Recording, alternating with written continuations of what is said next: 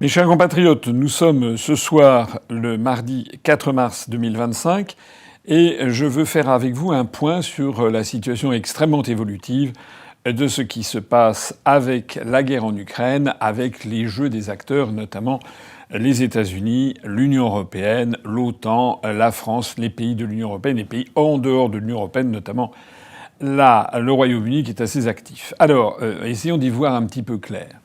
On apprend ce soir que Zelensky a fait une volte-face presque complète, pas tout à fait complète, comme je le dis, à 160 degrés, pas à 180 degrés.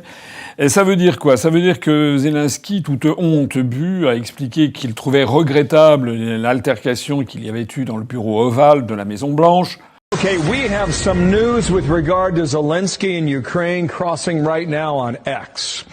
Zelensky is saying a lot of things. Here are a few headlines. Says Ukraine is ready to come to the negotiating table as soon as possible. Says about the clash in the Oval Office, it is regrettable that it happened that way. He says it's time to make things right. So that is the word out of Kyiv. We do believe he is back in that country as we speak. Alors bon, trouver regrettable une situation, c'est pas la même chose que de dire je regrette d'avoir fait que. Mais enfin bon, c'est quand même le mot regret est prononcé dans sa bouche, donc tout le monde comprend qu'il vient un peu à résipiscence. Deuxièmement, il se dit prêt à aborder de façon constructive ses entretiens avec les États-Unis d'Amérique, avec la présidence de Donald Trump, avec le vice-président Vance, avec le secrétaire d'État Rubio. Il se dit donc disposé à calmer le jeu, donc dont acte. Troisièmement, il se dit disposé à entrer pour des négociations de paix avec la Russie. Donc ça, c'est quand même tout à fait spectaculaire, parce que je rappelle que dans l'altercation qui a eu lieu à la Maison-Blanche, il avait pendant 40 minutes expliqué qu'il ne voulait rien entendre, et qu'il voulait faire la guerre, qu'il voulait faire la guerre, qu'il voulait faire la guerre. Il ne voulait pas du tout de cesser le feu, il ne voulait pas. Bon. Donc tout ça, il a fait machine arrière à 180, pas à 180 degrés justement, à 160 degrés, parce que la seule chose qu'il n'a pas dite, ou plus exactement ce qu'il a dit, où il donne une impression de fermeté, c'est qu'il a dit qu'il refuserait, il était d'accord pour des négociations, mais qu'il refuserait toute cession de territoire de l'Ukraine à la Russie. Alors bon, il peut le dire, bien entendu, mais personne n'est dupe. Dans toutes les chancelleries, tout le monde a bien compris, sauf peut-être au Quai d'Orsay, où M. Jean-Noël Barrot imagine peut-être qu'on va tout récupérer pour l'Ukraine, mais tout le monde a bien compris que la Russie ne cédera jamais la Crimée, et qu'elle a récupéré la Crimée qui lui appartenait depuis 1774, le traité de Kouchik-Kainarjak, jusqu'à 1954, et ensuite c'était Khrouchtchev qui l'avait donné à la République socialiste d'Ukraine dans le cadre de l'URSS. Voilà.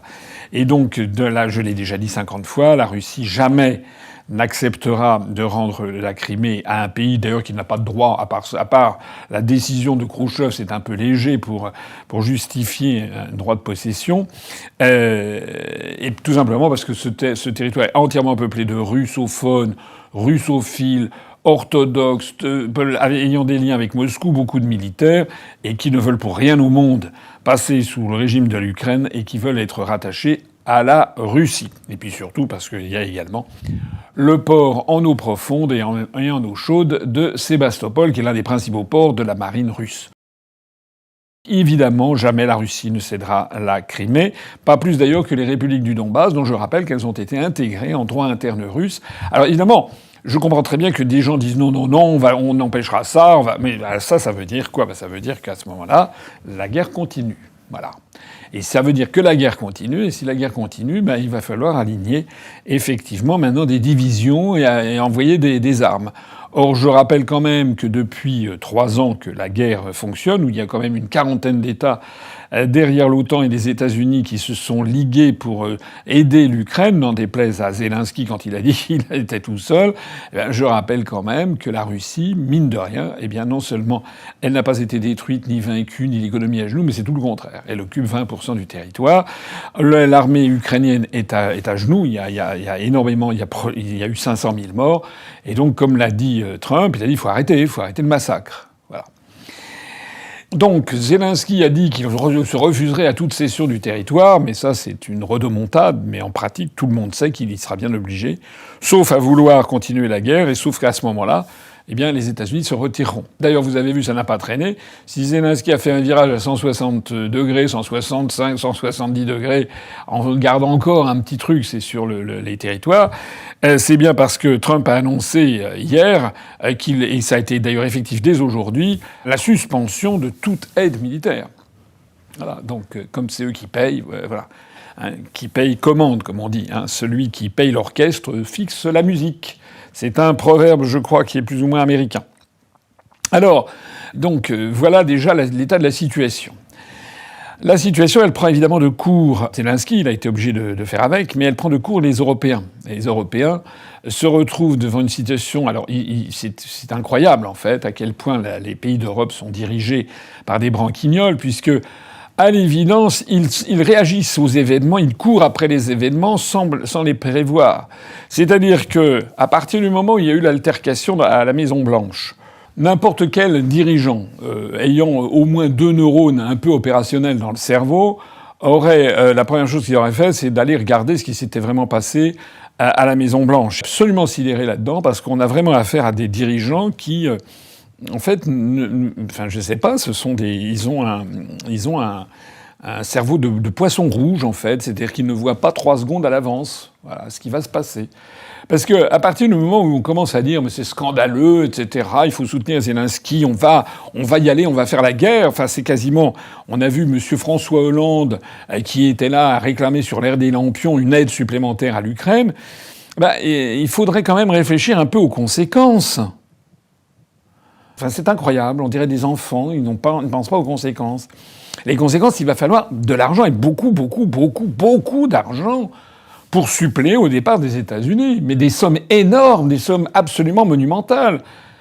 Et c'est monsieur Hollande ou bien Macron qui sont à la tête d'un État qu'ils ont ruiné. La France est totalement ruinée, on a des capacités d'emprunt qui se limitent et qui risquent d'ailleurs de s'effondrer si Standard & Poor's, donc la prochaine fois, nous fait chuter de A- à A- en cotation.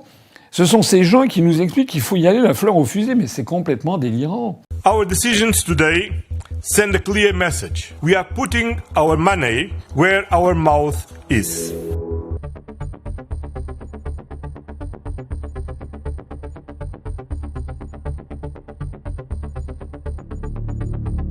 We are delivering on what we promised, to build our deterrence, to strengthen the security of our citizens, and in the process, to boost Europe's competitiveness and our technological and industrial base.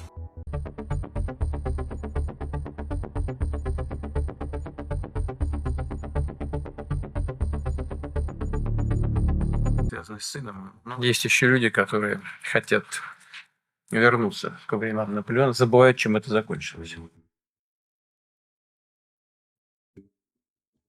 Napoléon menait des conquêtes.